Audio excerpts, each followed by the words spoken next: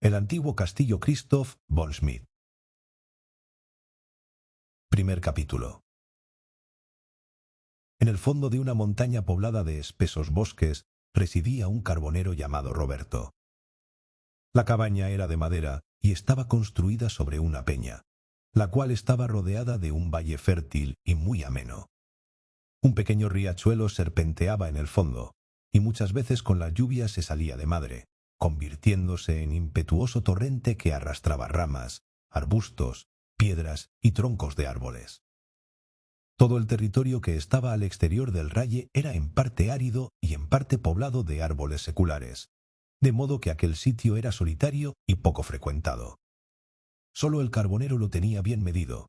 No se veía, exceptuada la cabaña, ninguna cosa hedía por mano del hombre. Todo pertenecía exclusivamente a la naturaleza. A poca distancia de la cabaña había una cantera envuelta en un pinar, y en la cúspide de dicha montaña descollaba una torre en ruinas, restos de un antiguo castillo feudal que últimamente fue habitado por una banda de forajidos.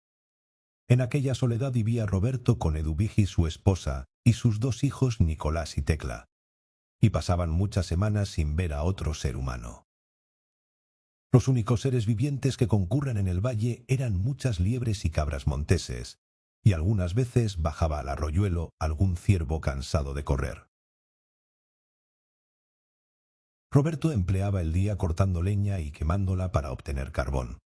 Tan pronto la encendía en un lado del bosque, tan pronto en otro, según como se le presentaba la ocasión. Su mujer cuidaba de la casa y en los momentos libres hilaba. Nicolás guardaba un rebañito de cabras y Tecla tenía a su cargo media docena de ovejas que apacentaba en los bosques del arroyuelo. Juntos vivían pacíficamente como buenos cristianos sin tener más deseos, ni más idea del mundo que su cabaña y aquella pacífica soledad. Los dos hijos bajo la dirección de sus padres estudiaban la naturaleza y escogen los mejores productos. Se entretenían cogiendo fresas y moras silvestres, y también solían formar hermosos ramilletes de flores con los que adornaban la chimenea. En el arroyuelo se criaban truchas, y en los días festivos el carbonero se divertía pescando. En la cantera inmediata había hermosas cristalizaciones, y siempre que Nicolás recorría con sus cabras aquellos peñascos, solía recoger hierbas y otros objetos petrificados.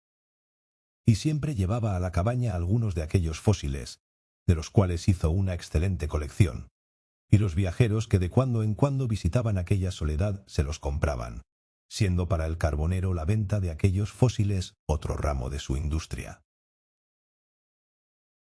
El mayor placer de Nicolás era el ir a encontrar a su padre en el bosque al anochecer, después de haber encerrado las cabras, y pasar con él la noche haciendo carbón. Desde la choza construida de ramas de pino junto a la carbonera se divisaba la torre y las ruinas del castillo. Nicolás dijo un día a su padre: «Tengo la mayor curiosidad de ver el interior de aquellas ruinas. Un día iré allí con mis cabras y registraré el interior». «No lo hagas», le decía el padre. «Todas las paredes se desmoronan y podría sucederte una desgracia». Entonces Nicolás le preguntaba cómo los dueños habían consentido que aquel castillo se arruinara. Y su padre le contaba espantosas historias compuestas de antiguas tradiciones populares, relativas a un caballero de pésimas intenciones que robaba y asesinaba. Y vivía con la mayor disolución encerrado en aquel alcázar, hasta que por fin fue preso y murió en un cadalso, habiendo quedado reducido a cenizas aquel magnífico castillo. Concluida la narración, el padre solía decir: «Ya lo ves. El malvado no prospera siempre. Llega el día en que paga de una vez todos los males que causó. Si el caballero hubiese sido hombre de bien, el castillo existiría y él no habría perdido la vida afrentosamente en un cadalso. Esta torre es un testimonio de la justicia de Dios y un monumento para el futuro, con el fin de recordar que el crimen jamás queda impune». Segundo capítulo. Un día Nicolás condujo las cabras alrededor de la cantera, y mientras las cabras deshojaban los arbustos, el joven escogía petrificaciones. De pronto oyó un ruido singular, y escudriñando las rendijas de la peña, divisó en un agujero una pequeña raposa que había resbalado y caído de lo alto de manera que no se podía mover. Entonces Nicolás, sirviéndose de un tronco medio podrido de un viejo pino, lo arrimó a la peña y, haciéndole los oficios de una escalera de mano, pudo llegar hasta el punto en donde estaba el animal y lo cogió. Al regresar a la cabaña lo presentó a su padre. Tecla, al verlo, le dijo: «Nicolás, ¿en dónde encontraste este perrito?» «No es perro», contestó el padre. «Es una pequeña zorra que apenas tendrá 3 meses. La pobre está muy flaca y es preciso que vaya pasado muchos días de ayuno, porque está casi muerta de hambre».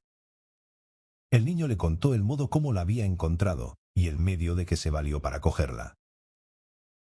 «Entonces», dijo el padre, «no es de admirar si tiene hambre». La madre dio de comer al animalito, presentándole al efecto una taza de leche que se tragó en un momento. «Tú puedes criar este animalito», dijo Roberto a Nicolás. «Tendremos un miembro más en nuestra familia, y nunca le faltará de comer con los restos de la mesa, y no temas que deje de acudir a la cabaña a las horas de comer. Con el tiempo se irá domesticando, y por fin se quedará en la casa». Nicolás la miraba como una propiedad que de derecho le pertenecía, y era el que más cuidado tenía de su raposa. Y así fue que el pobre animal le cobró cariño. Jugaba con él y le seguía lo mismo que un perro. Pronto el instinto hizo su efecto, y la raposa, cumpliendo con su natural profesión, robó un pollo del corral y fue a comérselo detrás de una retama no muy lejos de la cabaña. Y la madre, que lo observó, se puso a gritar, pidiendo auxilio contra el ladrón. Acudió el padre y de pronto quiso matar al agresor, pero se interpuso Nicolás, y sus súplicas alcanzaron el perdón del criminal bajo la precisa condición de que sería expulsado de la casa hospitalaria a perpetuidad. Al día siguiente, el herrero del pueblo inmediato fue a la cabaña con su carro a cargar de carbón. Vio la raposa y significó que desearía poseerla. «Mis hijos», dijo, «se divertirán jugando con este animalito». Y como Nicolás no lo podía conservar, se lo regaló, habiendo prometido el herrero que en cambio le daría algo. Pasó una cuerda por el pescuezo de la raposa y, subiéndose al carro, la ató.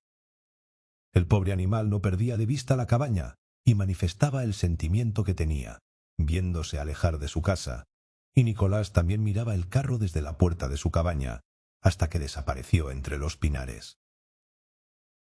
«Deja que se vaya», le decía a Nicolás el buen Roberto. «Un ladrón no merece otra suerte que ser arrastrado con una cuerda al cuello. Si tú llegases a ser tan perverso como tu amigo, por más que te estime, te echaría de mi casa, y divagando por el mundo irías a concluir tus días en la horca». Tercer capítulo. Nicolás olvidó su raposa y continuó en su tarea con sus cabras conforme tenía la costumbre, hasta que por fin un día, excitado por la curiosidad, fue remontando la montaña y llegó al pie de las ruinas. Una hora antes de anochecer recogió las cabras para regresar a la cabaña, las contó y vio que le faltaba una. La buscó en vano períodos aquellos derrumbaderos, y figurándose que probablemente la cabra estaría extraviada entre las ruinas, se determiné a filtrar. Recordó las advertencias de su padre, pero de repente lo dominó la curiosidad, y ésta lo pareció excusable por la precisión de buscar la cabra extraviada.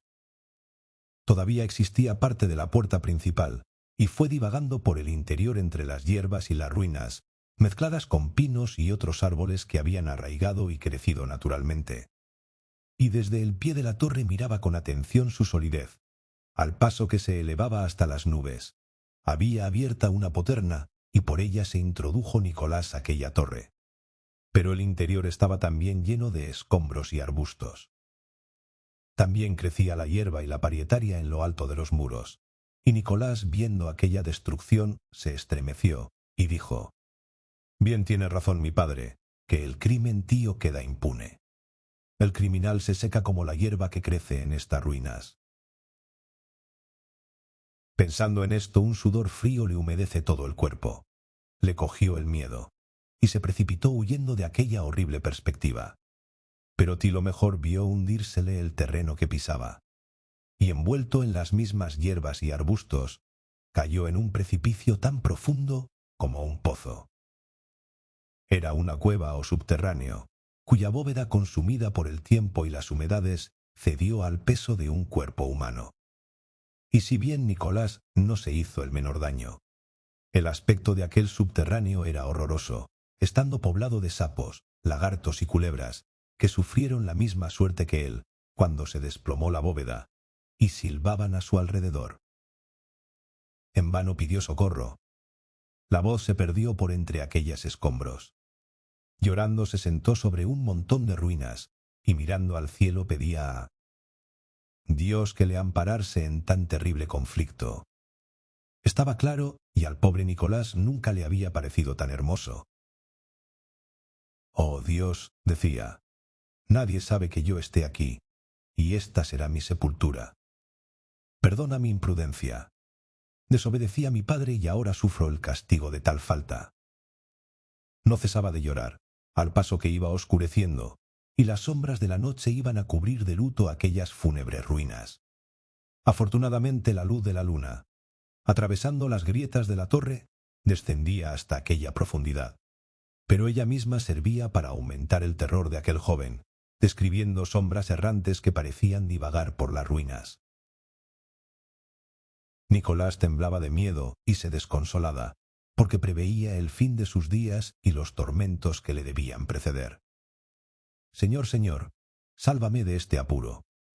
Así pasó parte de la noche con mortales angustias, hasta que por fin se durmió. Cuarto capítulo. El pobre Nicolás, cuando despertó, vio brillar el sol en todo el interior de la torre y pareció consolarse viendo aparecer el día. Mas pronto volvió a llorar considerando su posición. «Señor», decía, «permitid que regrese a mi casa. Perdonad mi imprudencia». Así pasó toda la mañana, suspirando, orando y llorando. Solo oía, de cuando en cuando, el canto de los pájaros que reposaban en lo alto de los muros, y aquello redoblaba su tristeza y decía: «Quien tuviese alas como vosotros para salir de esta profundidad». Hasta entonces no había pensado en comer, pero acosado por el hambre echó mano del pan y del queso que tenía en el morral. Pero la comida le despertó la sed, y ésta fue su mayor tormento. Esto lo tenía abatido, y en medio de su terror volvió a dormirse.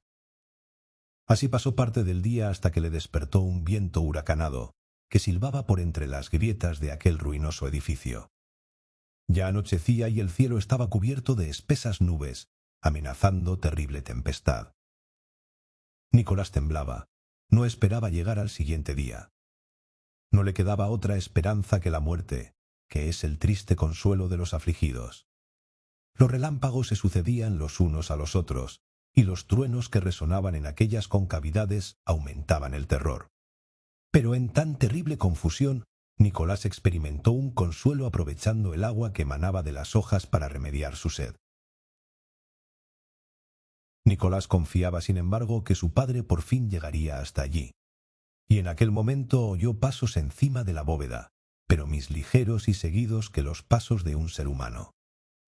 No podía ser el padre, pero no podía atinar quién podía ser. Al resplandor del relámpago vio una cabeza que asomaba, mas no pudo divisar si era de hombre o de animal, y esta aparición desapareció. Poco después oyó un ruido muy cerca, y le pareció también que gemían. La tierra se removía, como si hubiese alguno que minase el terreno, y Nicolás, aterrorizado, se arrimó al opuesto muro. No obstante, el ruido aumentaba y a lo mejor se vio el joven acometido de un monstruo que le abrazó. Nicolás dio un grito, y entonces, al resplandor de un relámpago, vio su querida raposa. Todo el terror que aquella visión le causaba desapareció, convirtiéndose en alegría a la vista de aquel animal. La raposa le hacía 1000 caricias, al estilo de los perros cuando después de mucho tiempo encuentran a sus amos. «Pobre animal», decía Nicolás. «Seas bienvenido. No has olvidado que yo te salvé la vida, y has querido desquitarse salvando también la mía». Mirando una cosa que le pendía del cuello, vio que era un pedazo de cadena que era el resto de la que tenía en la casa del herrero, y que ella consiguió romper. Consolado Nicolás con aquella compañía, buscó un paraje menos húmedo y allí se sentó, teniendo a sus pies al generoso animal. Quinto capítulo. Luego que amaneció, Nicolás empezó su registro examinando detenidamente el lugar por donde la raposa entró en el subterráneo, con el fin de ver si podría salir por el mismo agujero que a ella le sirvió de entrada. Notó a sus pies una pequeña abertura, y quitando los escombros descubrió un estrecho pasadizo, y habiendo intentado pasar por allí pronto se halló en la mayor oscuridad. La galería era muy larga, pero no quedándose Nicolás otra esperanza, continuó avanzando hasta que por fin salió a la grieta de un peñasco.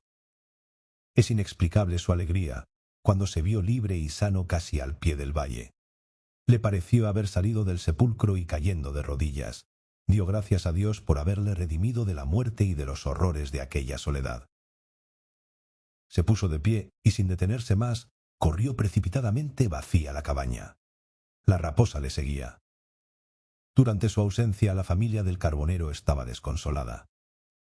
Cuando en la noche de aquel acontecimiento volvieron las cabras a la cabaña sin el pastor, aquella circunstancia les alarmó, considerándola como presagio de una desgracia. Y el padre y la madre pasaron toda la noche recorriendo el bosque y llamando a su hijo. Mas éste no podía contestar. El padre no pensó jamás en llegar al castillo, porque sabía que su hijo no iría allí en atención a las conversaciones que ambos habían tenido.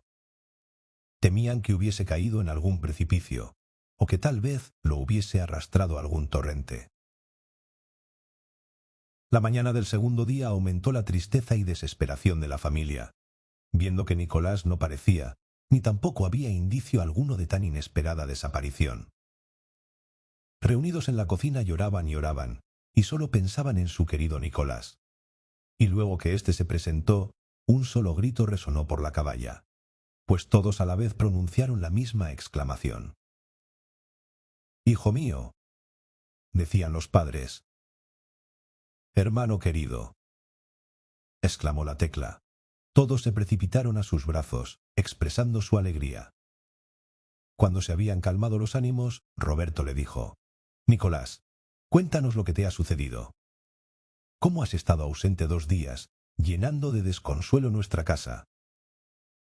Alguna desgracia habría sido la causa, pero la madre, más atenta a la conversación del hijo, no quiso que empezase su historia hasta que hubiese comido unas sopitas con leche, que al instante le presentó conociendo por su aspecto que estaba débil, y que lo primero que convenía era reparar aquella necesidad. Nicolás comió, dio parte de su comida a la raposa en que hasta entonces nadie se había fijado, y en el entretanto iba refiriendo su historia, oyéndole con atención los padres y la hermanita. Sexto capítulo. Mientras duraba la relación, la madre y la hermana lloraban, y el padre dijo: «Sí, hijo mío, la desgracia nos enseña a orar. La Santa Escritura dice: llámame cuando estés en peligro, y yo le esperaré». Cuando Nicolás habló de los aullidos que oía en aquel subterráneo y de las sombras que veía pegadas al muro, Tecla exclamó: «Yo estaría muerta de miedo. Calla, Nicolás, no digas esas cosas». «Hija mía», contestaba el padre, «las fantasmas eran aves nocturnas que describían en la pared aquellas sombras».